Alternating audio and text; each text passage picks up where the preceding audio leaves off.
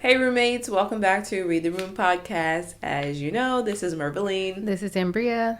Thank y'all for joining us once again for yet another episode. Yes, thank you all for supporting us. Thanks for following us on social media, interacting with us. We absolutely love it. We love you guys dearly. So last episode we talked about friendship. I learned a lot in that episode. Did you? Yeah. Did you like the Aristotle piece? Yeah, thirsty. Okay. Philosophy. Philosophy is interesting, but no, I learned a lot in that there is certain, I feel like, things that we all understand life to be like and relationships to be like, but I didn't know that people study those things and put names on it. But I mean, a philosopher would. Yeah, So they analyze. I feel like everything involving humans, there's always some kind of like a deeper study meaning. or it's never really ever surface level, so it's really good to get into the nitty-gritty of friendship, what it looks like to be a good friend, even the types of friends. Now that was what I learned I didn't know about. Yeah, and I'm like, if I just think of it like that, then everything is so simple. Right. So I learned. So it was good to just kind of get into that. Yeah. So we're going to take a little bit of a turn on this episode. So, I mean, well, in the same vein, talking about friendship, we acknowledge that not every friend that you have looks like you, comes from your same culture. And I feel like it's also been very relevant in social media and in the media in general, this discussion of being an ally. So are you a person who feels like you support certain communities? And in this discussion, we're going to talk about supporting the Black community. So what does it mean to be an ally? And we also want to be clear that you can be a person of color and still have a lot of work to do with regard to how you interact with Black people. Yeah, absolutely. I think what really was the catalyst for this discussion is seeing, I'm pretty sure a lot of us have seen the different TikToks of those white kids, but we knew about that.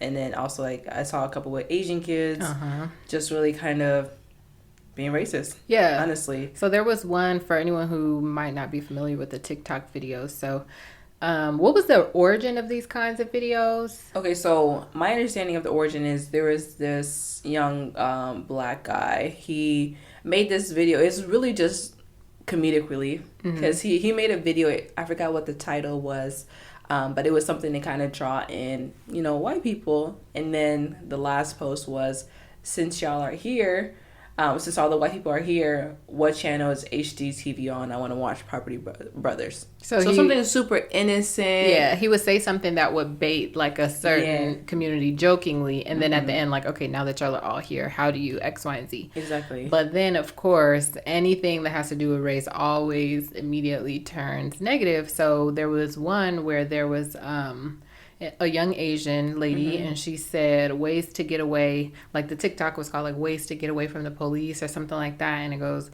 since all the Black people are here now, how's my form? Right. And then it was a photo of her on a plantation picking cotton. It's like now y'all run the joke, bro. Yeah, how we go from Property Brothers on HGTV to how's my form? And I really thought it was weird coming from an Asian person, considering the Asian people that were in what's it called, internment camps? Yeah. In the U.S. So it's kind of like, I think it's easy to be insensitive to other people. Girl, read the room, like it was just a joke that came from in my opinion, nonsensical space. Yes. But then it speaks to the idea that anti-Blackness is global. Anti-Blackness is universal, and so we want to talk about it. So I feel like one point that's important to make is that Black and person of color is not interchangeable. They are two completely different things. And don't get me wrong, there are some times where you can say people of color and it will refer to all of us, but can you think of something off the top of your head that affects all of these communities equally? Yeah, I'm trying to think. Let me think. I'm getting my thinking based on.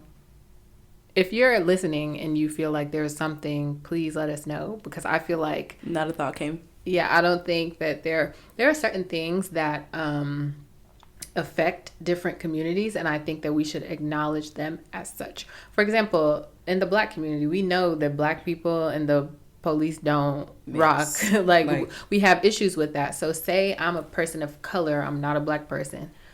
You don't have the same interactions with the police department. So it wouldn't be for you to insert yourself like, oh, I'm scared about if I get pulled over. You don't have as much a reason to be afraid if you got pulled over. Because the underlying issue really comes down to the color of your skin. Yes. And they don't really have to, and that's in one area that they're not exactly privileged, but the right word isn't coming to mind right now. So I'm going to use privilege until I can think of a different word. That, you have light skin, you're not light skin, but like you're fair skin, you're closer to white. So they don't really see you much as a threat than they would a black body. So that's why you can't just say, oh, we people of color are dealing with police brutality. Granted, in some communities that may be true, but like black people disproportionately face police brutality. Yes, so it is not something that ought to be generalized. You don't need to insert yourself into things where you don't belong. It reminds me of like, okay, there are issues with immigration and like ICE in the Latino community. There are certainly people who have come to this country in different ways and they are not Latino, but that's not the point where that affects black people too, because we understand the community that they're targeting. It would not make sense for me, a black American woman, to try and insert myself into those things. So I just suggest that other people of color use that same discernment. If this doesn't affect me, we lay low, listen, or help in other ways. But I think black people have been really good about that per se, in regards to recognizing other people's struggles and not inserting themselves. We're more supportive than anything. I remember there was this one particular incident where unfortunately a young white boy was targeted by the police and he was killed for no apparent reason. And I only knew about that story because a lot of the people from the black community are raising that awareness. Exactly. So it's kind of like when we're talking about police brutalities, you guys want to Blue Lives Matter, but when your own people are dying, y'all don't even care. Yes. So it's clear that the concern isn't about safety; it's just about shitting on black people. That's really what it comes down to. At some point, and feeling, feeling a part of the struggle too.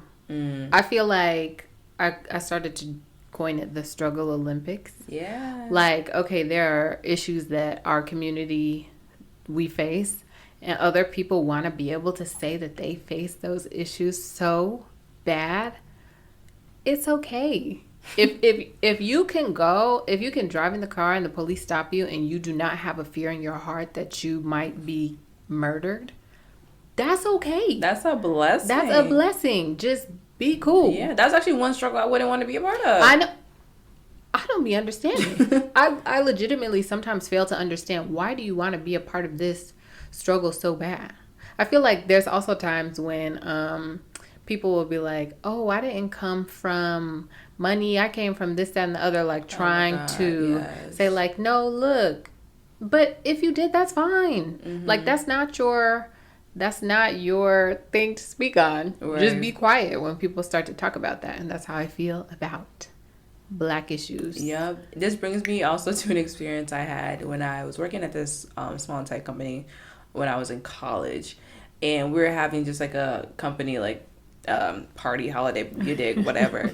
And me and this one white boy, we just got into this argument. And mind you, also I was also drunk, so it was kind of like just not a good. Yeah, but we got into this argument about kind of like privilege. Okay, I feel like people don't understand the impact that history has on the state of this country and the world as we experience it now. It's not as simple as, okay, my parents didn't pay for my college, so I'm not privileged. The privilege that you have runs so deep that it don't matter if you didn't get help for college. Just by looking at you, you have privilege in that. So acknowledge that, and it's okay. You don't have to. We. This is another thing. This reminds me of women, and it could be white women or women of color. If I'm talking about an experience that I had as a Black woman. Period. That's not the time for you to say, and yeah, just as a woman generally, and I understand, like, you've had experiences that made you feel, maybe you felt belittled or whatever the case may be. But let me tell you, the best time for you to mention that is not right after I just say something about being a Black woman, because it's not the same. Mm-hmm. Like, I don't know about you, because everyone has experiences differently, but all of my, I don't know, traumatic race experiences have come from being a Black woman. I don't know if I can pinpoint times where I felt like someone was belittling me or talking down on me because I was a woman. Because my Blackness and my womanhood are so intertwined that I can't fathom one or the other, No, I completely agree. I have a lot of examples today. I'm sorry. No. I had another example when I was working my first big girl job outside.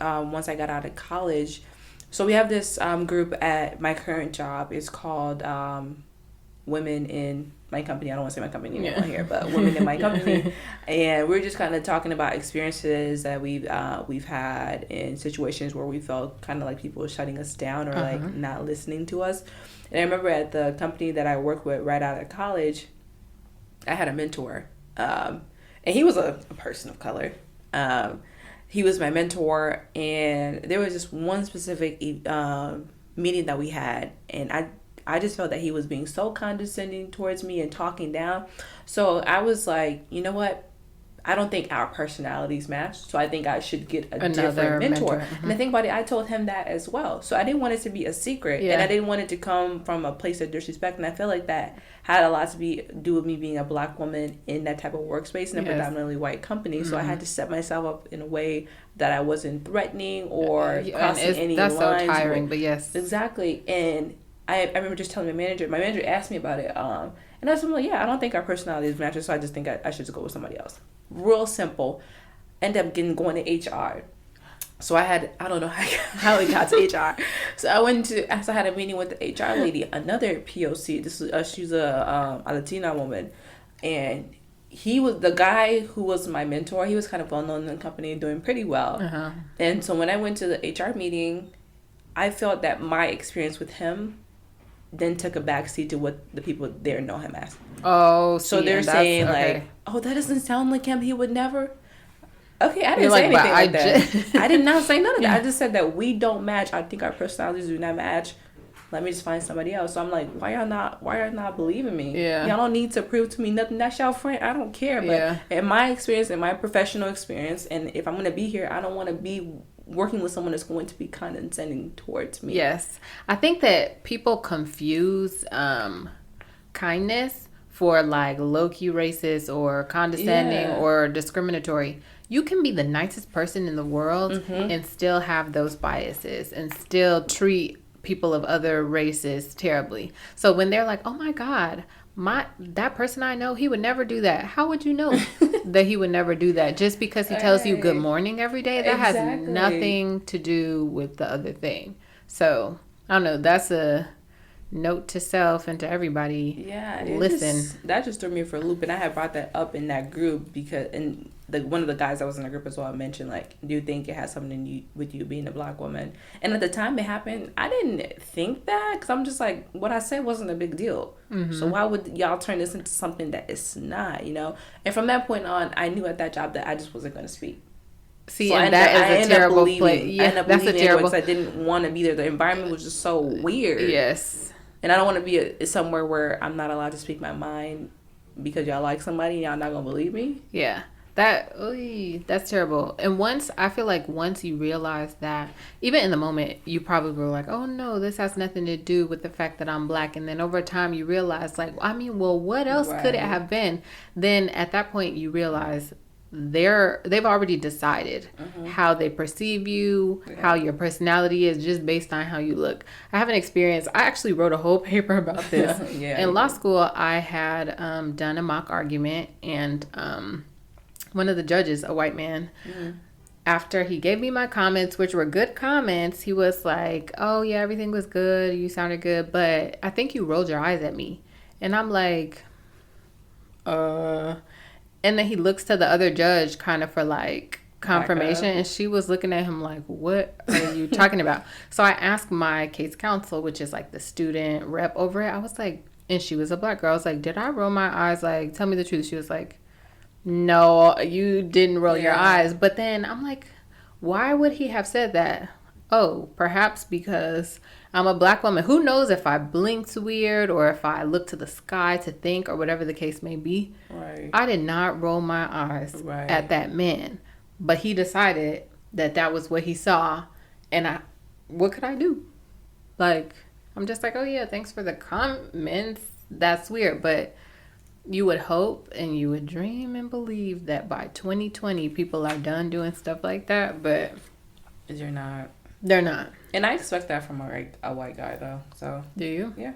I expect nothing but the worst from white people. Okay. Even at this point, you feel like racism just still completely exists and it's just silent. Girl, yes. Yes.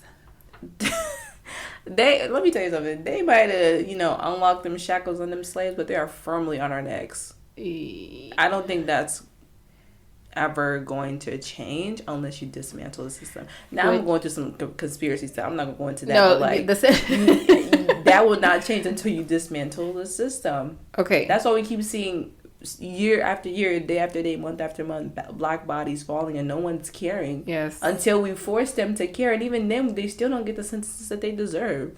So what do you think? This is big picture. So dismantling the system is the answer. Yeah. Otherwise, what we're suggesting is just little chipping aways. Yeah. Okay, well, let's chip away. That's all we can do. Yeah. Because you see, they work even like with the whole civil rights movement, how they were treated and how they were able to overcome a lot. But look at us now. Yeah. What's crazy? Have we really gone that far? When you think about it, no. Like, what's crazy about the civil rights movement is that was not that long ago. People are like, oh my God, y'all need to forget about, we just got rights yesterday. Like, it was like, what, 40, 50, 60 years ago? Like, in our parents' and grandparents' lifetime, like, stop it. We just got these rights. Like, what? For real. And that's another thing. We talked about this before we started recording, when there are people who are like, oh yeah, women's suffrage, when women got the right to vote. That was white women's suffrage. Period. We did not get the right to vote at the same time. Mm-hmm. So let's be clear about that. Mm-hmm. That's why when we were talking about this a little bit early before recording about the women marches or whatever the heck they be doing in Washington. I don't believe in that. Because how you want me to march with the 53% that voted for Trump? Hard pass. That's and that's another thing. Okay, in the whole intersectionality of it. If you were so strong for women's rights, you would be at a Black Lives Matter movement march as well, because there's black women too. You would, you would be at all the other. You would be at the Latino marches, all of those, if you felt so strongly about women. But in reality, a lot of people care about their kind of woman and only their kind of woman. Until it becomes a black woman, then it's where we have to give everybody the room. We have to give up our space so the white woman and the POC woman can feel comfortable. And that just don't sit right with my spirit. Because like I said, I feel like black people are always here for everybody. We are a very supportive community. But you don't see that support coming back. Yeah. So when we're talking about POC, they POC. When we're talking about black, they black. Yeah. They can never be one and the same because of the anti-blackness that exists within that realm. Like, for example, if you're white passing as a person of color, you don't gotta tell nobody what you are.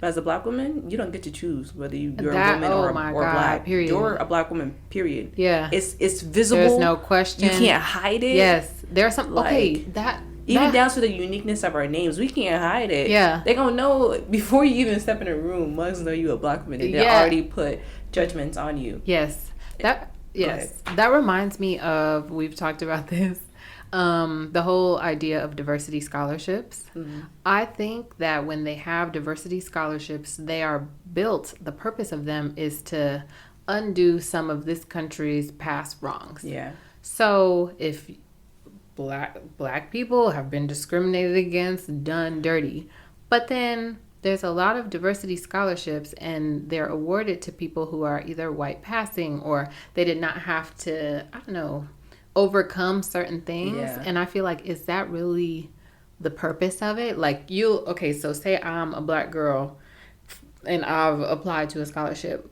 A white man from Spain might get that diversity scholarship, you know? Right. It's like, oh my God. Or from France. Right. Oh my God, he's from France. Right. We have diversity. Right. What about the diversity that's right here in this country, you know? Exactly. Like, that even kind of circles back around to the whole birther argument.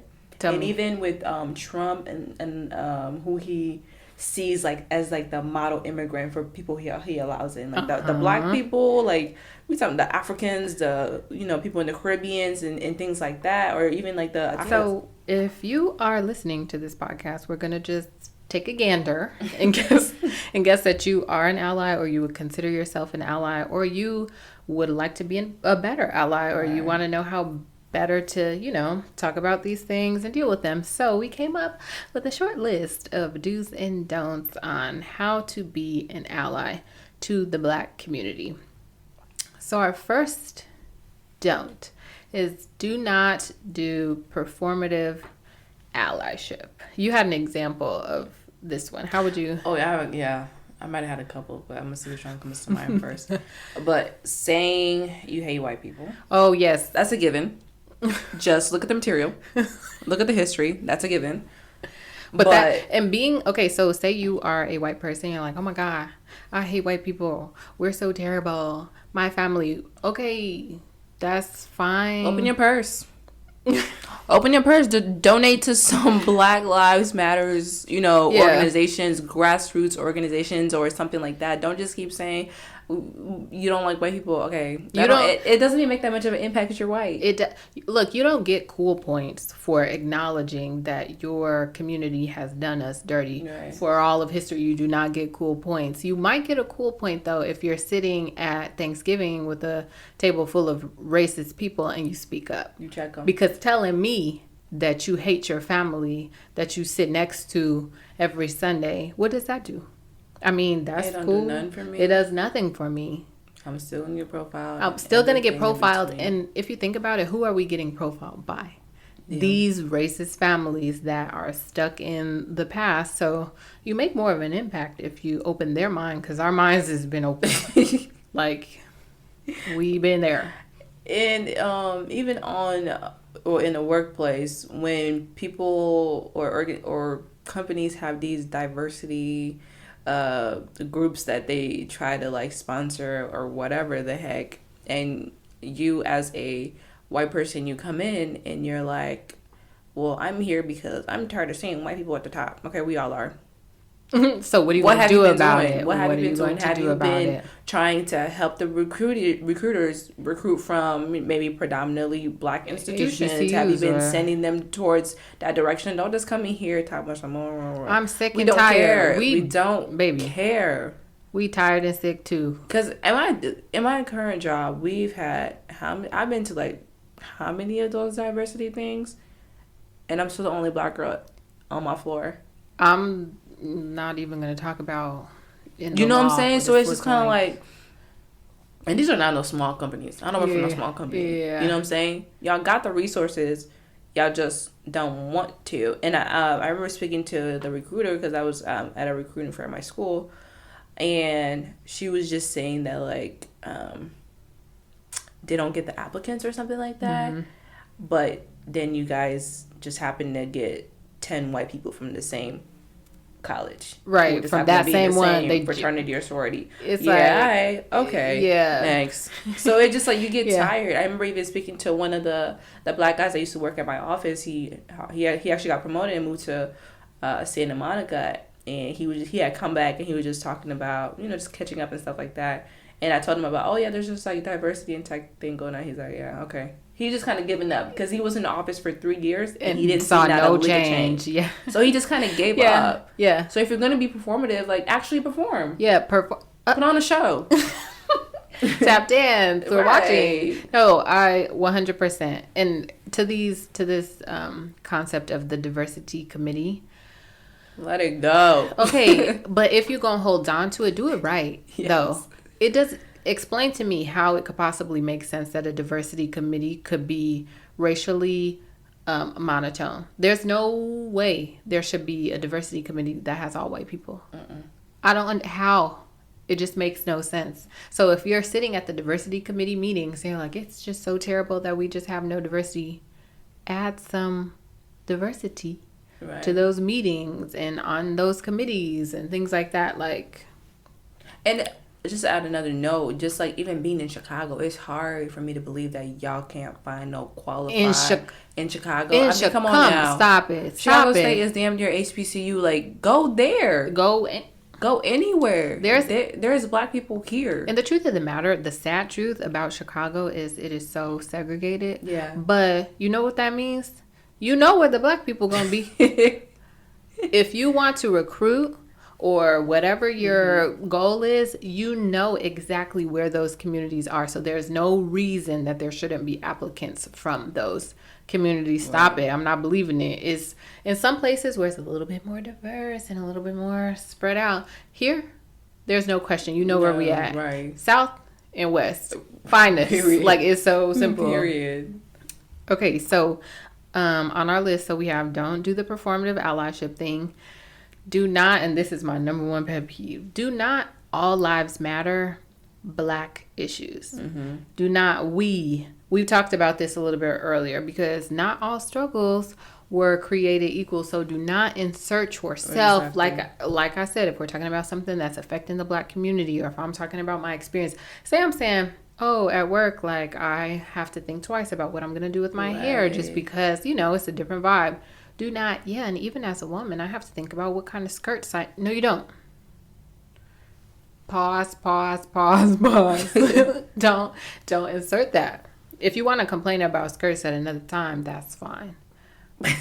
But not when I'm talking about moment. Like a legitimate concern that y'all are going to put labels on me based on my hairstyle. Something that's not bothering anybody. It's not getting in the way of my work or anything of that nature. Yes, be cognizant. Because I think as humans, if you're having a conversation, someone says something and you want to add your input, when it comes to these racial things, you have to give a little bit more care. Yeah. Be a little bit more discerning, because it will irk somebody if they're talking about something very deep and here you come with some super frivolous. Exactly. You have to be an active listener. Yes. A lot of people, when it comes to race, they're just waiting for you to say that one trigger point for them to respond on some bullshit. Oh, me too. Somebody was mean to you this one time. Baby, calm down. You know who the biggest perpetrator of this is? Gina Rodriguez, that girl. Oh. That interview, you were talking about it earlier, that interview where they were trying to big up black women and her, and just how she's been such like a positive and idol and role model for black women, and she was like all women, and then the journalist was like, no, we're talking about the black community. And message is, it's okay for something to not be about you. It's okay for someone to acknowledge a person's effect on a certain community. You don't have to be in that community. Just sit back.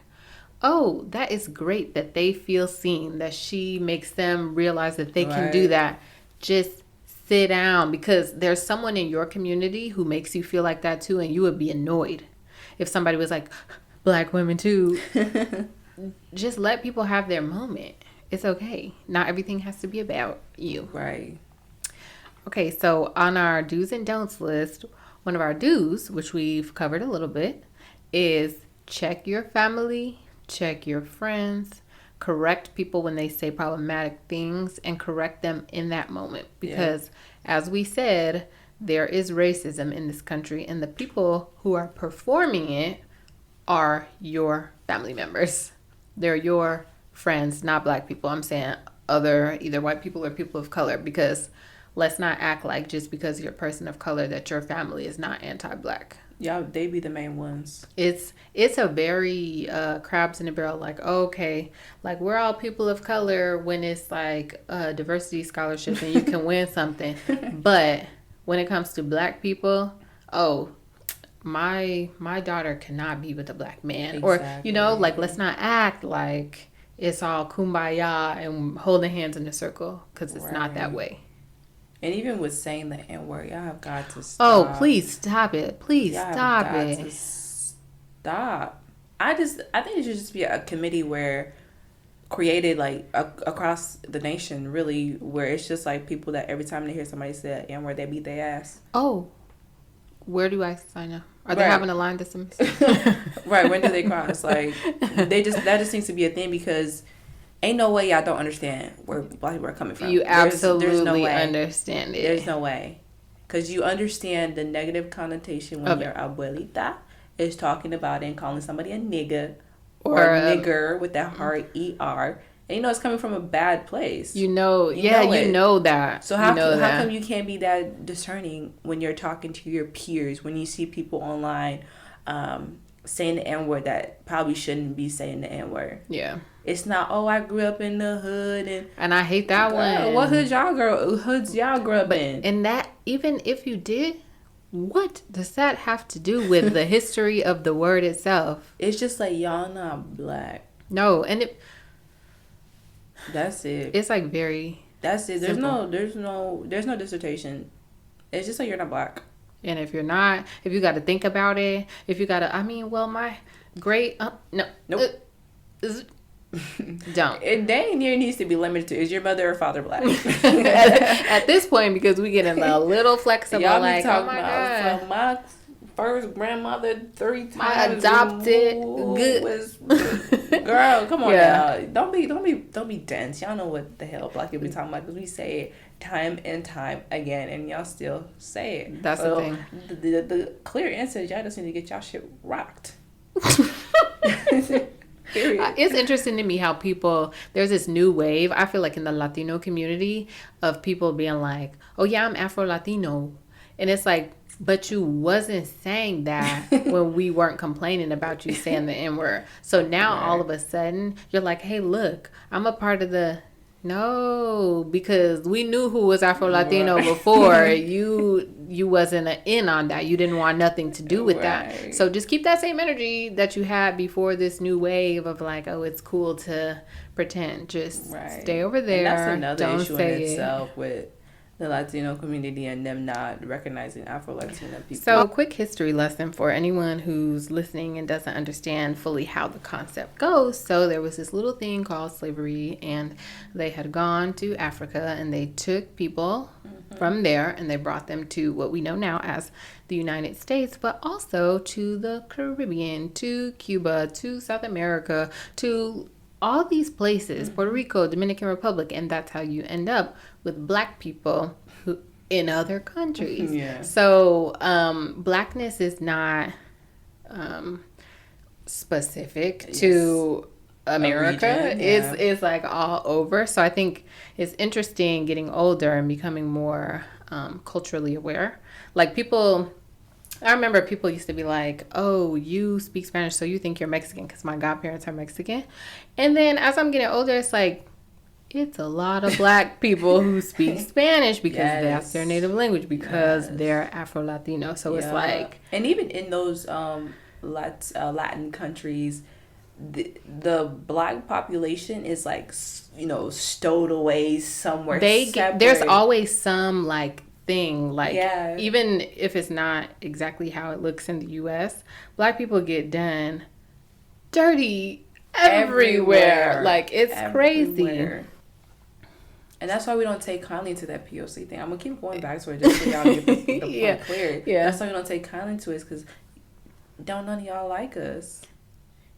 So like, y'all hate us, honest, and it's really on the basis of skin color. To me, racism and things like that is something that I know what it is. I know how it comes about, but I'm just like, that's what y'all mad about? Of all things you can be mad about is that? Yeah. It's the color of my skin. I can't control this. Yeah.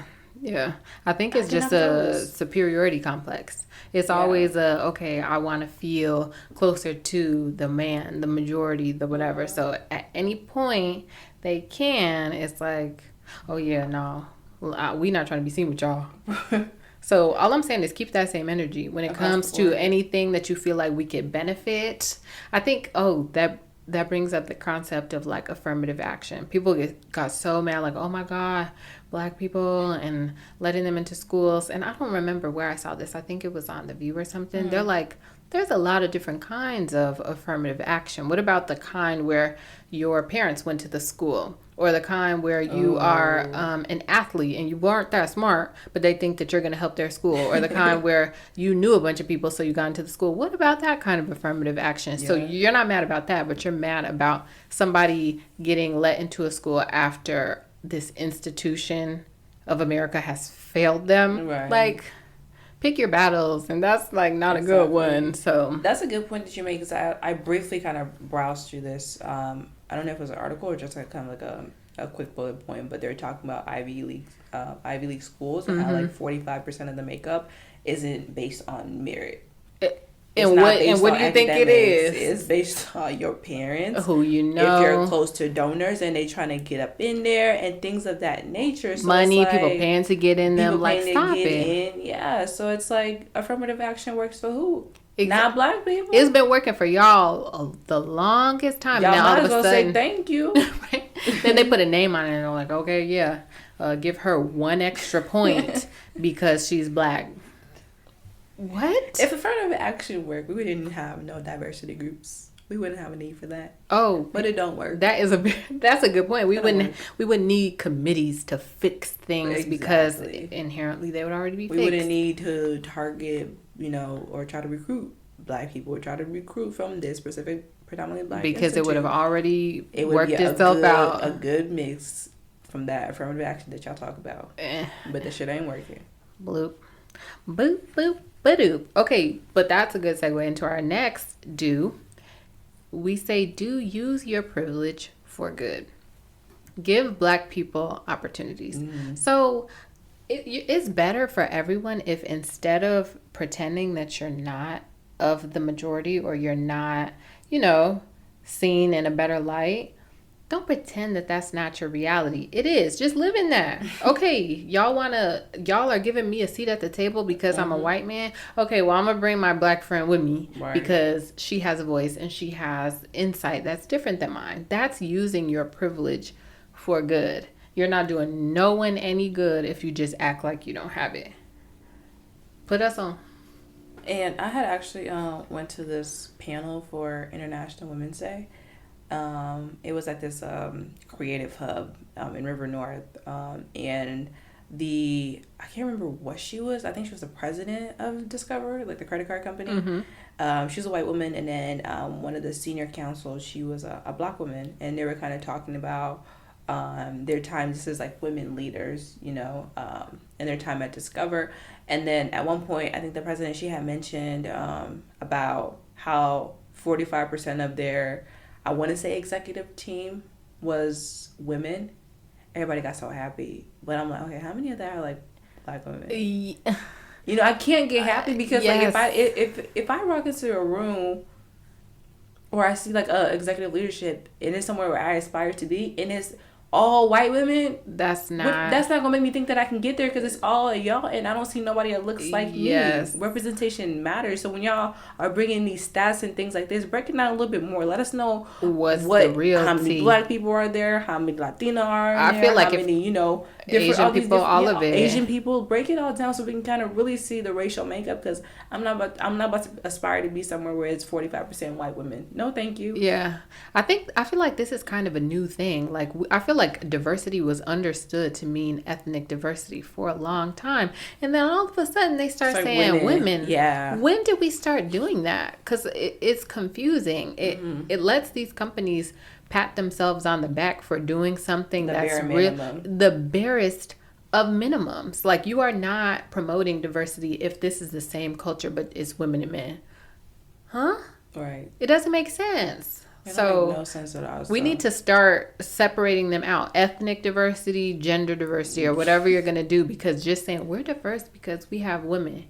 No, that's not like, and don't get me wrong. Like, yeah, there were times when women didn't have rights and things have come along to the point where we're at 50-50. So let's, let's kind of retire that conversation where it doesn't apply. Yeah.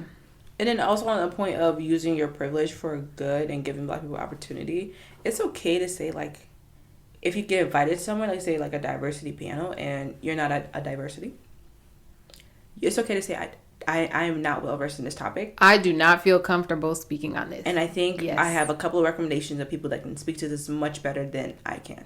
Yes. People have such a hard time saying that. Why? I think that people see their own is it as an opportunity for them to gain and for them to grow professionally. Like, oh, I'm going to sit on this panel. But then we're sitting in the audience looking at this panel like, who? Did nobody tell them that it was not a good idea for them to not have people of color on this panel? And then you find people digging in their deepest back pocket trying to find a struggle story. Mm-hmm. My parents, they didn't have their parents pay for college, so I know the struggle. Stop it. I be in some of them crowds just like... It irks me, honestly. I just be there. I can't soak anything up because nothing apply to me. Yes. And even, that's another thing, even outside of the financial aspect, because I think that people always associate being a person of color or a black person with poverty.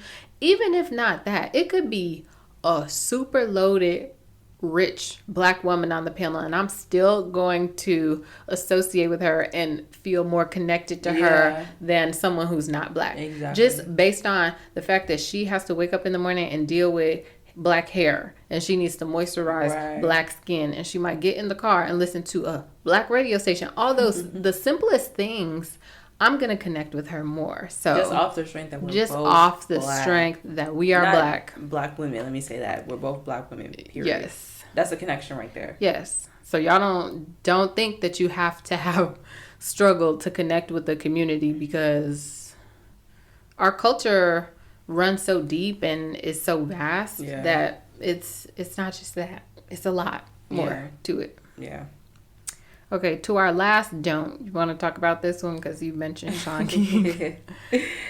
Absolutely do not use trauma porn as a way to get your point across. Okay, describe trauma porn. I know. So trauma porn is basically posting videos of people getting gunned down, shot in, most of the times that we see it, it's always kind of like a racist predicament. Yes. Whether it's a police officer or even with the Trayvon Martin story, still haunted by that. Yes. So by sharing that, you're not really doing us any good. No. You're continuing to traumatize the black community because you don't care about black bodies. I'm going to go on a limb and say that. If you do that, you do not care about black bodies. It's kind of a spectacle to you at that point. To see someone in their death or even, on their way to dying, you don't care about that person. Yeah.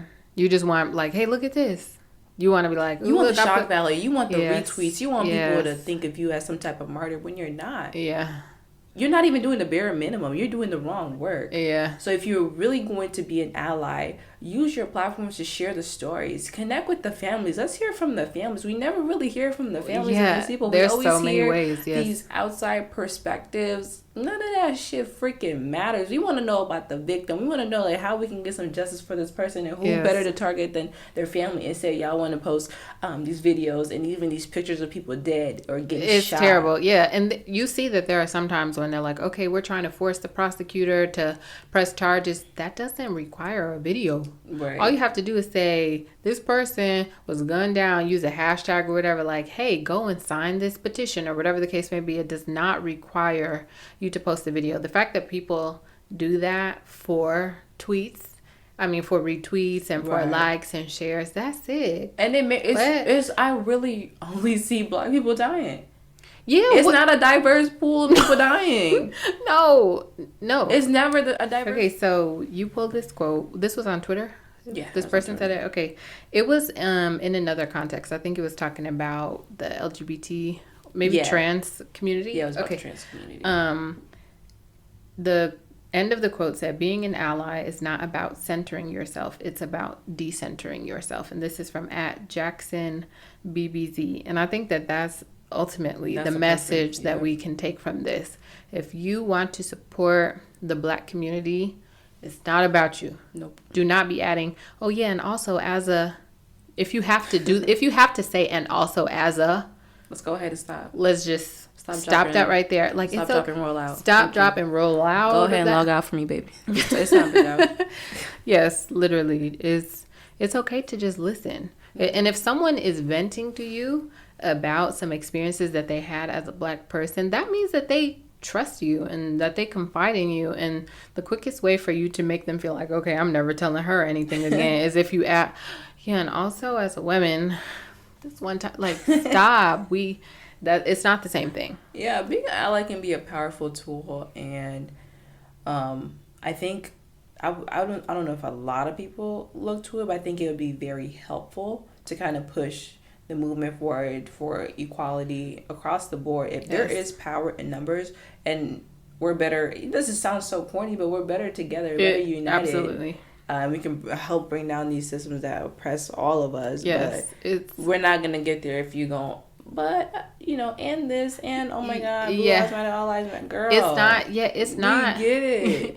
It's not the struggle Olympics. I think that it comes down to that. A lot of times, people hear you talk about your struggle, and it's like, well, I want to contribute something to this. I want to seem like I've had something that I've overcome or I've endured. Do you watch Little Fires Everywhere? Oh yeah. Okay. Did you see the spoiler alert again? The daughter who wrote that paper. Yeah, pretending that she had an experience that she didn't have. You didn't have that experience, and it's okay. There are other things that have happened to you in your life or that you've done that have built your character. Exactly. It don't have to be a struggle in the sense that you perceive a Black person to have had, because that just is not your life. And that's why it backfired. It didn't make any sense because you didn't go through that. No, yeah. And it's okay to even use that as a. She could have pitched it in a different way, where she said she could have saw that happening, and that made her feel empowered to do something. Yes. I don't know, start a group at the school or something.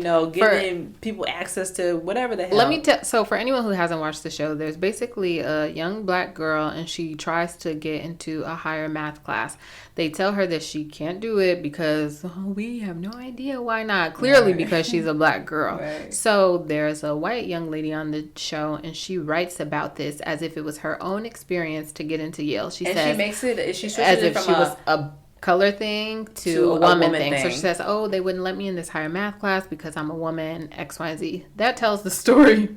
This entire story that we're telling right here, those scenes tell it. That was not your experience. Nope. That was not your struggle. There were things that happened in your life or that you did or that you experienced that contribute to the person that you are, but that was not it. Mm-hmm. And that's okay. That's someone else's experience. Yep. And we've talked about this all throughout this, but it speaks to the point that people outside of the community always co-opt us, or we're not given the same opportunities or platforms to speak on the things that are going on in our community. So when things like Black Lives Matter pop off and y'all try to do shit like All Lives Matters or Blue Lives Matter, it's a slap in the face because we already don't have the platform, and for even that type of thing to get that big, that's a huge feat. And so for y'all to say that shit is some fucking bullshit, and it upsets me because people are literally dying. Y'all talking about police lives matters, right? Get the fuck out of my face with that shit.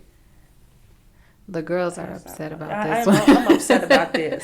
No, How dare you? I feel like I had a conversation with someone talking about police and but they fear for their safety. You are the police. You are the institution in this country that is supposed to be upholding the law. You have a gun. Do you think that a bunch of people... You're supposed to be serving and protecting, but do you think that any Black person in their right mind is going to try and harm a police officer for real?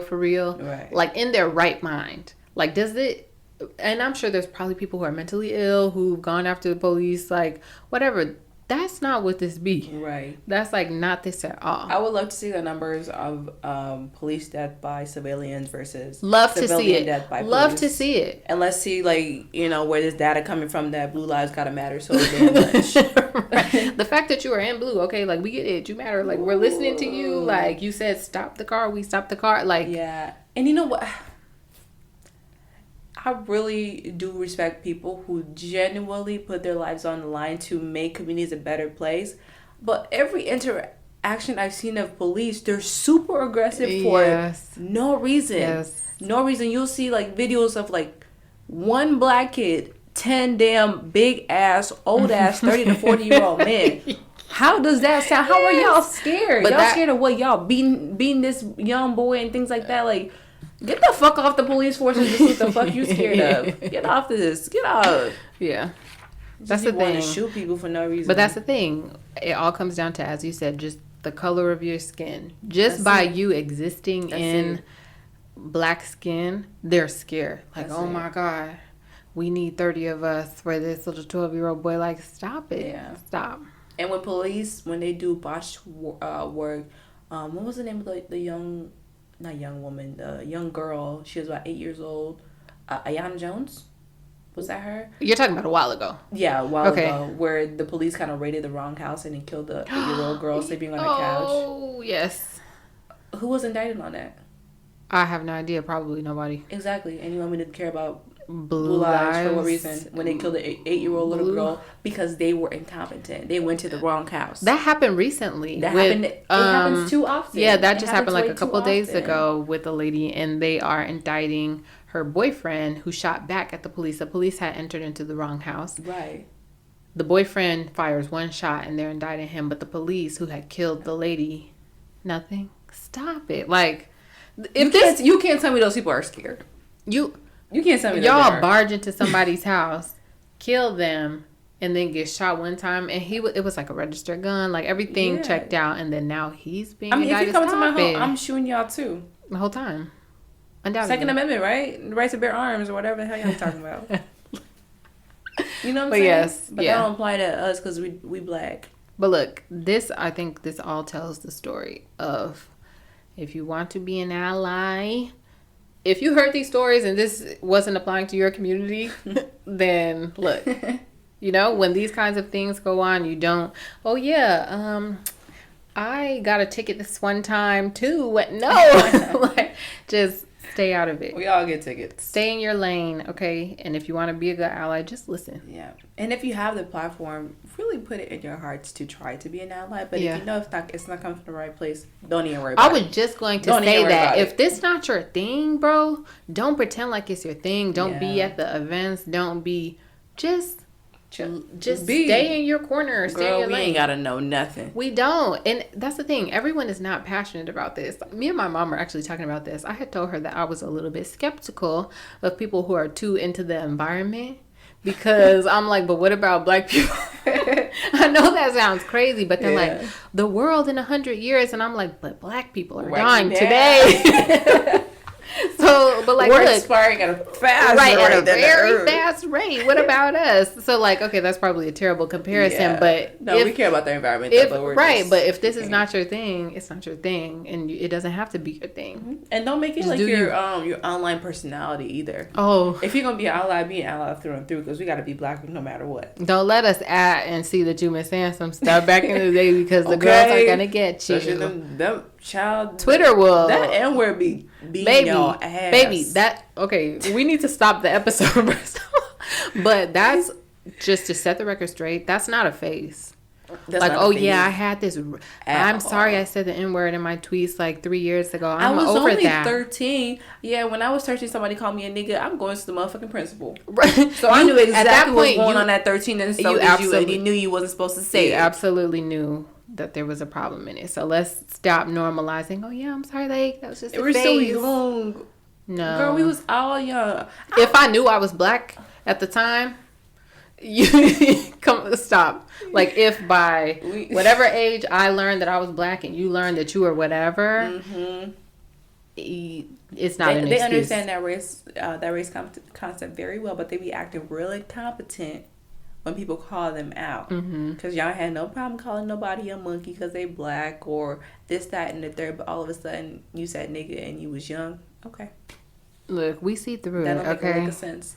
We see through it. It was not a phase, and you need to lose everything behind it. Because it's not just don't be racist. It's a very simple concept. It's like it's the simplest of concepts. You know what it comes down to? Just minding your business. Period. What if you just lived your life and you just minded your own business? At no point would you say anything racist, discriminatory, nothing, because you would be in your lane. No one would come at your neck because you ain't do nothing to nobody. You minding your business. You doing you. I can't never come at nobody that's doing them minding their business. Period. Ever. But y'all hate black people so much that y'all just cannot. It's like a itch that just don't go away for y'all. It's like y'all just gotta say. Y'all just gotta do. Y'all gotta be racist. Y'all. If you're hearing this and you're thinking of that one person who you know in your life who's like super terrible, tap them on the shoulder. Go ahead and swipe your ally card. It's time to get to work.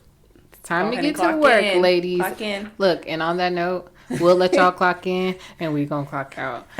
Thanks for listening to Read the Room podcast. This is Embria. This is Merv. Do not forget to follow us on social media, Instagram and Twitter. Read the Room Pod. And again, if you're feeling very 9 to 5-ish, email us at readtheroompod@gmail.com. We'll answer any questions, advice, and everything in between. Until next time, roommates. Bye-bye. Bye.